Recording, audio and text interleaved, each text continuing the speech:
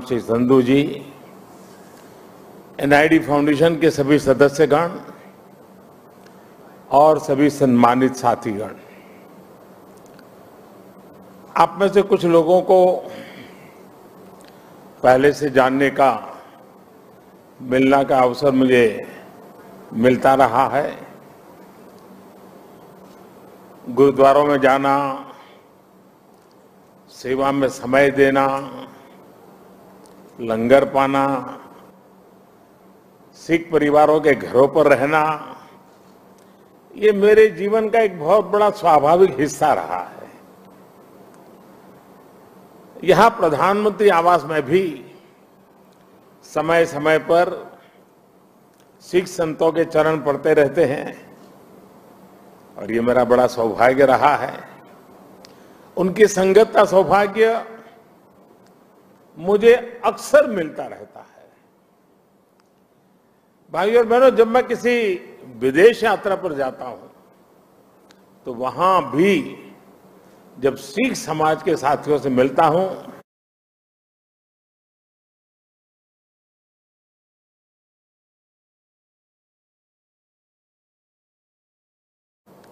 आप में से कई लोगों को याद होगा, जानता हूं ये कनाडा के लिए 4 दशकों में किसी भारतीय प्रधानमंत्री की पहली स्टैंड अलोन बायलैटरल विजिट थी और मैं केवल ओटावा और टोरंटो ही नहीं गया था। मुझे याद है तब मैंने कहा था कि मैं वैंकूवर जाऊंगा और मैं वहां जाना चाहता हूं। मैं वहां गया, गुरुद्वारा खालसा दीवान में मुझे माथा टेकने का सौभाग्य मिला। संगत के सदस्यों से बहुत अच्छी बातें हुई। इसी तरह 2016 में जब मैं ईरान गया तो वहां भी तेहरान में भाई गंगा सिंह सभा गुरुद्वारा जाने का मुझे सौभाग्य मिला। मेरे जीवन का एक और अविस्मरणीय क्षण फ्रांस में 9 शपेल इंडियन मेमोरियल की मेरी यात्रा भी है। ये मेमोरियल विश्व युद्ध के समय भारतीय सैनिकों के बलिदान के लिए उन्हें श्रद्धांजलि देता है और इनमें भी एक बड़ी संख्या हमारे सिख भाइयों की थी। यह अनुभव इस बात का उदाहरण है कि कैसे हमारे सिख समाज ने भारत और दूसरे देशों के रिश्तों की एक मजबूत कड़ी बनने का काम किया है। मेरा सौभाग्य है कि आज मुझे इस कड़ी को और मजबूत करने का अवसर मिला है और मैं इसके लिए हर संभव प्रयास भी करता रहता हूं। साथियों, हमारे गुरुओं ने हमें साहस और सेवा की सीख दी है। दुनिया के अलग अलग हिस्सों में बिना किसी संसाधन के हमारे भारत के लोग गए और अपने श्रम से सफलता के मुकाम हासिल किए। यही स्पिरिट आज नए भारत की स्पिरिट बन गई है। नया भारत नए आयामों को छू रहा है, पूरी दुनिया पर अपनी छाप छोड़ रहा है। कोरोना महामारी का एक कालखंड इसका सबसे बड़ा उदाहरण है। महामारी की शुरुआत में पुरानी सोच वाले लोग भारत को लेकर चिंताएं जाहिर कर रहे थे। हर कोई कुछ न कुछ कहता रहता था, लेकिन अब लोग भारत का उदाहरण देकर के दुनिया को बताते हैं कि देखिए भारत ने ऐसा किया है। पहले क्या कहा जा रहा था कि भारत की इतनी बड़ी आबादी, भारत को कहां से वैक्सीन मिलेगी, कैसे लोगों का जीवन बचेगा। लेकिन आज भारत वैक्सीन का सबसे बड़ा सुरक्षा कवच तैयार करने वाला देश बनकर के आज उभरा है। श्री अकाल। करोड़ों वैक्सीन डोज हमारे देश में लगाई चुकी है।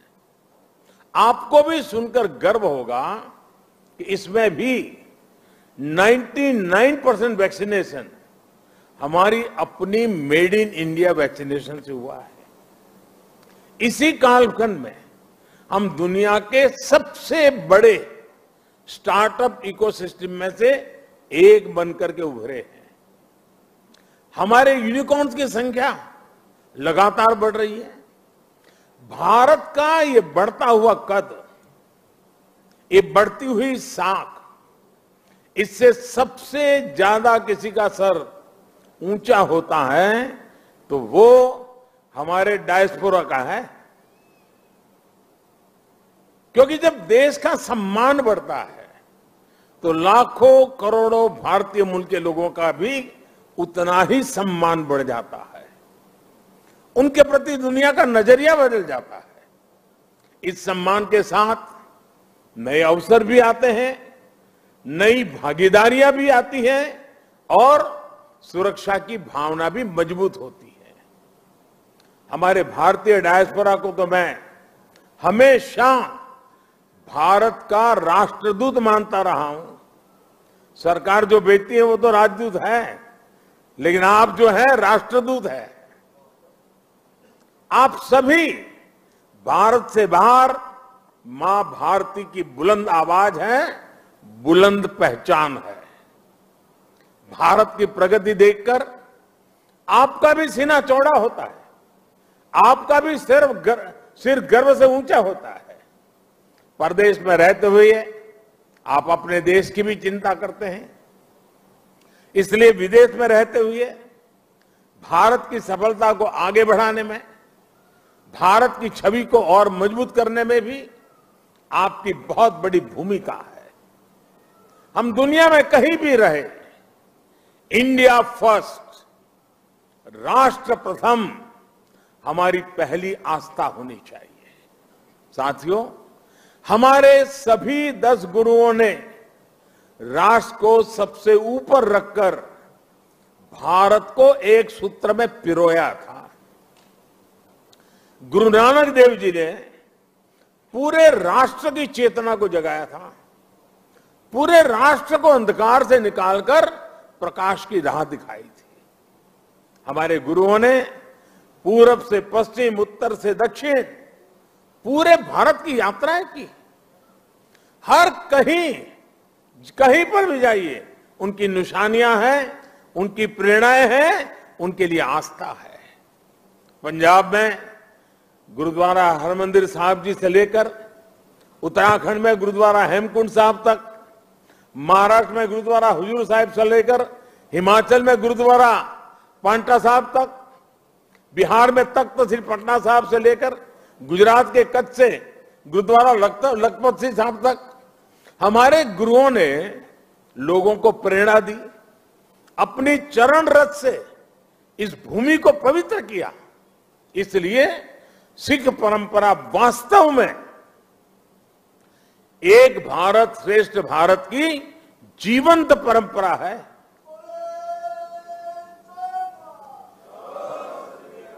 भाई और बहनों, आजादी की लड़ाई में और आजादी के बाद भी सिख समाज का देश के लिए जो योगदान है, उसके लिए पूरा भारत कृतज्ञता अनुभव करता है। महाराजा रणजीत सिंह का योगदान हो, अंग्रेजों के खिलाफ लड़ाई हो या जलियांवाला बाग हो, इनके बिना न भारत का इतिहास पूरा होता है, न हिंदुस्तान पूरा होता है।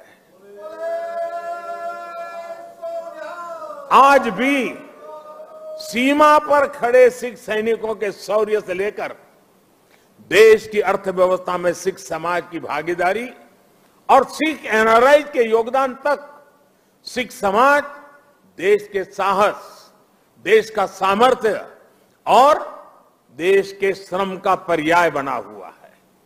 साथियों, आजादी का अमृत महोत्सव हमारे स्वतंत्रता संग्राम के साथ साथ हमारी संस्कृति और विरासत को सेलिब्रेट करने का भी अवसर है, क्योंकि आजादी के लिए भारत का संघर्ष केवल एक सीमित कालखंड की घटना नहीं है।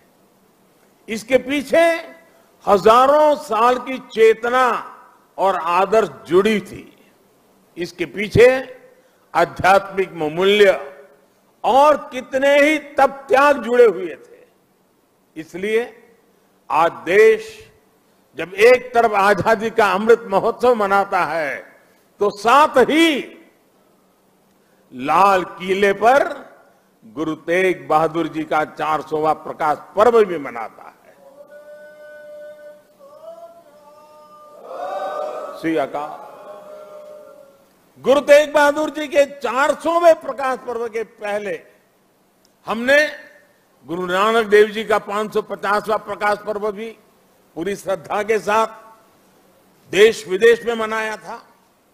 गुरु गोविंद सिंह जी के 350वें प्रकाश पर्व का सौभाग्य भी हमें ही मिला था।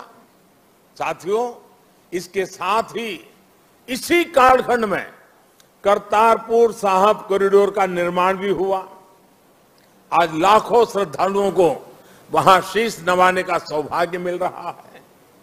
लंगर को टैक्स फ्री करने से लेकर हरमिंदर साहब को एफसीआरए की अनुमति तक, गुरुद्वारों के आसपास स्वच्छता बढ़ाने के लेकर उन्हें बेहतर इंफ्रास्ट्रक्चर से जोड़ने तक देश आज हर संभव प्रयास कर रहा है।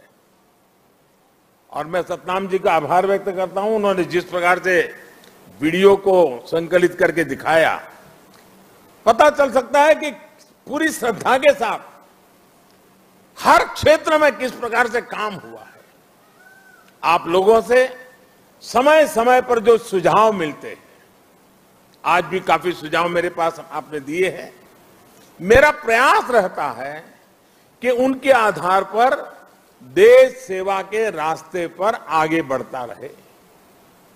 साथियों, हमारे गुरुओं के जीवन की जो सबसे बड़ी प्रेरणा है वो है हमारे कर्तव्यों का बोध। आजादी के अमृत काल में देश भी आज कर्तव्यों को प्राथमिकता देने की बात कर रहा है। सबका साथ, सबका विकास, सबका विश्वास और सबका प्रयास, यही मंत्र हम सबको भारत के उज्जवल भविष्य को सुनिश्चित करता है। एक कर्तव्य केवल हमारे वर्तमान के लिए नहीं है, ये हमारे और हमारे देश के भविष्य के लिए भी है, ये हमारी आने वाली पीढ़ियों के लिए भी है। उदाहरण के तौर पर आज पर्यावरण देश और दुनिया के सामने एक बड़ा संकट है। इसका समाधान भारत की संस्कृति और संस्कारों में है। सिख समाज इसका जीता जागता उदाहरण है। सिख समाज में हम जितनी चिंता पिंड की करते हैं, उतनी ही पर्यावरण और प्लेनेट की भी करते हैं। प्रदूषण के खिलाफ प्रयास हो, कुपोषण से लड़ाई हो या अपने सांस्कृतिक मूल्यों की रक्षा हो, आप सभी इसी तरह के हर प्रयास से जुड़े नजर आते हैं। इसी श्रृंखला में मेरा आपसे एक आग्रह भी और है। आप जानते हैं कि अमृत महोत्सव में देश ने के सभी जिलों में, यानी हर जिले में 75 अमृत सरोवर का संकल्प लिया है। आप भी अपने पिंडों में अमृत सरोवरों के निर्माण का अभियान चला सकते हैं। साथियों, हमारे गुरुओं ने हमें आत्मसम्मान और मानव जीवन के गौरव का जो पाठ बढ़ाया, उसका भी प्रभाव हमें हर सिख के जीवन में दिखता है। आजादी के अमृत काल में यही देश का भी संकल्प है। हमें आत्मनिर्भर बनना है। गरीब से गरीब व्यक्ति का जीवन बेहतर करना है। इन सब प्रयासों में आप सभी की सक्रिय भागीदारी होना और आप सबका सक्रिय योगदान होना बहुत अनिवार्य और आवश्यक है। मुझे पूरा भरोसा है, गुरुओं के आशीर्वाद से हम सफल होंगे। जल्द एक नए भारत के लक्ष्य तक पहुंचेंगे। इसी संकल्प के साथ आप सभी को मैं बहुत बहुत धन्यवाद देता हूं। आपका यहां आना वो मेरे लिए संगत से भी बहुत ज्यादा है, और इसलिए आपकी ये कृपा बनी रहे। और मैं हमेशा कहता हूं, ये प्रधानमंत्री निवास स्थान ये मोदी का घर नहीं है, ये आपका अधिकार क्षेत्र है, ये आपका है। इसी भाव से, इसी अपनेपन से हमेशा हमेशा हम मिलकर के मां भारती के लिए, हमारे देश के गरीबों के लिए, हमारे देश के हर समाज के उत्थान के लिए हम अपना कार्य करते रहें। गुरुओं के हम आशीर्वाद हम पर बने रहें। इसी एक भावना के साथ मैं फिर एक बार आप सबका बहुत बहुत धन्यवाद करता हूं। वाहे गुरु का खालसा, वाहे गुरु की फतेह। बहुत धन्यवाद।